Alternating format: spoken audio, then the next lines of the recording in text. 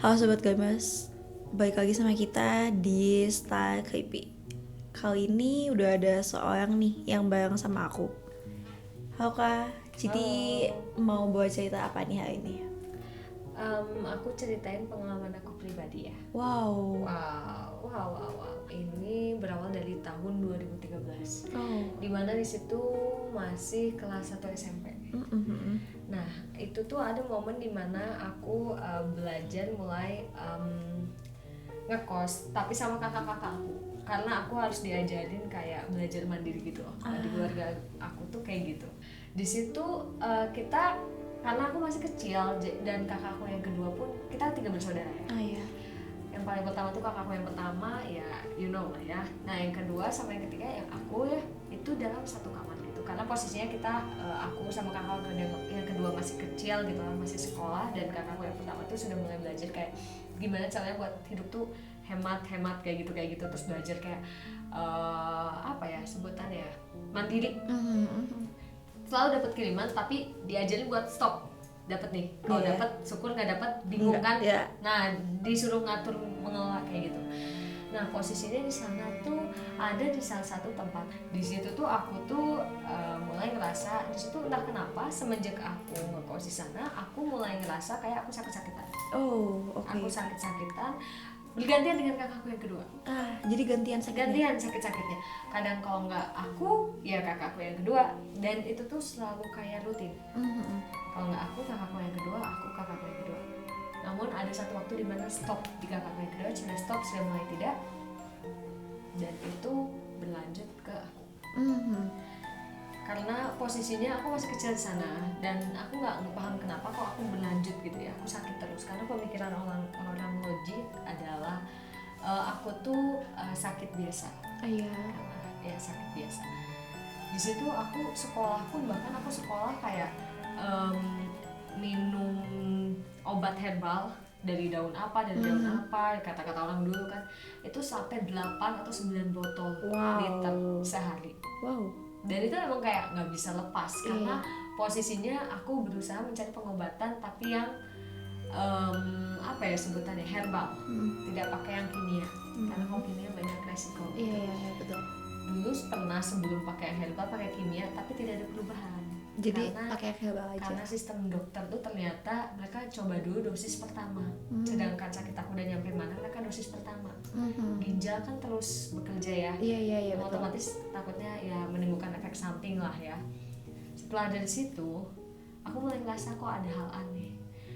Ada satu momen, suatu malam kakakku yang kedua lagi belajar, aku tuh ngomong gini ke kakakku yang pertama, "Kak, maaf ya aku ngerepotin." Wow. Dan setelah aku ngomong kayak gitu, aku cukup kaget karena aku kayak, kenapa gue ngomong kayak gini? Iya. Karena bagi aku sendiri, ngapain sih ngomongin perpisahan gitu? Like all of sudden gitu loh, tiba-tiba. Mulai dari situ, ya you know lah, pasti siapa sih orang yang ketika dia ngomongin gitu gak sedih? Iya kan? Kakak aku mulai sedih dan kasih tau ke mama. Apa itu kondisinya lagi sakit kan? Kondisinya aku lagi sakit dan aku kadang izin-izinan gitu ke sekolah. Kadang juga kayak aku pura-pura sehat aja gitu biar aku bisa datang ke sekolah karena aku mikirnya aku ini yang terbaik selama aku masih bisa. Gitu ya. Dan posisinya aku nggak tahu apa yang dilakuin kakak aku, tiba-tiba besoknya jarak dari rumah sama kosan tuh dekat. Sebenarnya kayak bercanda ini ya kan, cuman itu benar-benar diajarin banget karena emang bagi keluarga aku tuh hidup keras tuh bisa ditempuh oleh siapa saja dan dari kapan aja gitu ya. Dan nggak selamanya aku hidup sama saudara-saudara aku atau sama orang tua aku, nggak, ada kalanya aku harus merantau ya kan. Nah di situ ada momen dimana mama aku tiba-tiba datang ke kosan dan nangis juga. Aku nggak paham kenapa nangisnya, but yang aku paham adalah mama aku nangis nih. Karena posisi anak SMP pola pikir gimana sih? Mama aku nangis. Waduh berdosa banget nih gue. Nangis lah gue. Dan nggak ngerti kenapa nih. Tiba-tiba nangis karena posisinya kayaknya gue salah deh. Kayaknya tadi apa ya yang gue omongin gitu. Sadar nggak sadar itu yang aku omongin. Entah aku ngelakuin kayak melakukan pencarian pengobatan ke orang pintar atau ke spesialis mana, aku juga nggak paham. Cuman selalu banyak yang datang ke aku tuh, kayak menawarkan kayak, oh ya ini ya obat ini, oh ya ini obat ini. Dan aku selalu menjalani itu karena aku pikirnya usaha orang tua. Iya ya, coba aja dulu. Coba aja, karena orang tua nggak ada satupun orang tua yang nggak sayang sama anak. Itu sih yang aku benar-benar ingat ya. Datang ada salah satu dari sekian banyak pengobatan, salah satu tuh yang kena, dia bilang begini, anak ini nggak akan bisa kemana-mana. Anak ini nggak akan bisa kemana-mana. Sebenarnya anak ini tuh sudah kena santet. Wow, lagi santet. Di luar daguan sekali kan. Aku pikir ini benar-benar sakitnya sakit alami, namun ternyata buatan. Ternyata ada yang ngirim. Yap, ada yang ngirim dan aku berpikir kayak, oh pantas saja gitu. Aku sudah melakukan beberapa banyak pengobatan, obat itu dari yang besar sampai yang kecil semua sudah aku lakukan. Itu tidak ada yang berpengaruh. Ternyata ya emang bukan karena physically gitu. Yap, dan mulai aku sadar, oh oke, dari situ aku mulai sadar kayak, oke, aku udah saatnya nih, aku kayaknya harus doa nih. Kayaknya ini udah dikasih tahu nih gitu. Dan ya nggak tahu ya, tapi kayak si orang pintar itu tuh bilang gini, anak ini nggak akan kemana-mana, anak ini bakal di sini terus, karena di depan pintu itu sambil nunjuk pintu kosan gue ya, ada tanda salib tapi darah gitu. Hah? Ya. Dan itu tuh katanya ya, kata dia itu nandain kalau aku tuh kepunyaan Tuhan gitu. Jadi kayak mikirnya gue nggak akan bisa diambil alih soalnya gue tuh anak Tuhan gitu. Ya. Nah kebetulan kan gue nonis juga ya kan. Di situ cukup kaget ya kan. Satu sisi kagetnya, oh my god, setelah sekian lama gue ngejalanin pengobatan dan setelah sekian lama gue harus ngejalanin pahit gitu ya, itu sakit itu nggak enak tuh ya kan. Dan obat dari daun-daun gitu pahit banget. Wah edan ya kan. Oh ternyata ini ada yang ngirim. Murka lah emak gue ya kan. Ya siapa coba ibu mana ya yang kayak bener-bener ini udah gue gedein dari kecil sampai gede tiba-tiba mau diambil gitu aja kan. Satu momen dimana aku langsung kayak ya udah aku coba berdoa juga ya kan.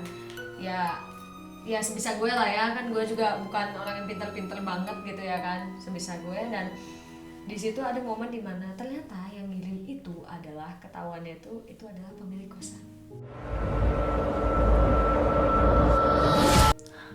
Like a plot twist. Kok bisa sih? Itu pemilik kosan. Itu di luar daguan gue banget. Dugaan.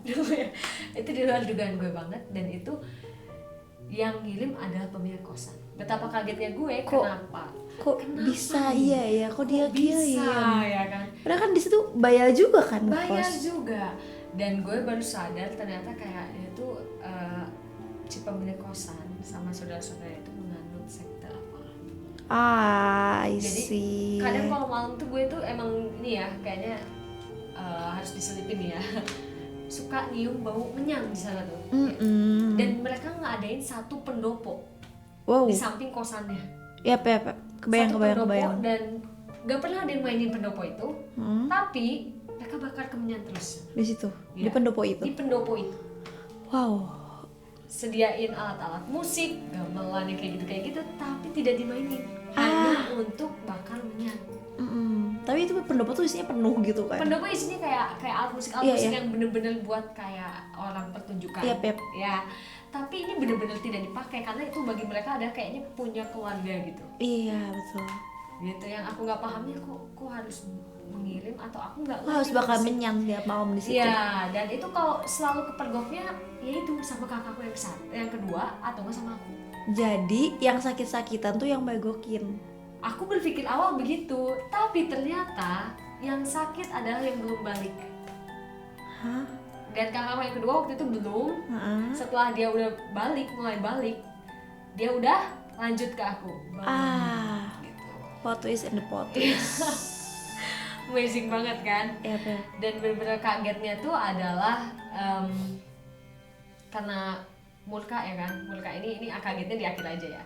Murkanya emak gue ditarik lagi kan buat apa ya? Sebenarnya sih kayak bercanda ini ngekos tuh, cuman emang begitulah cara didiknya keluarga gue gitu.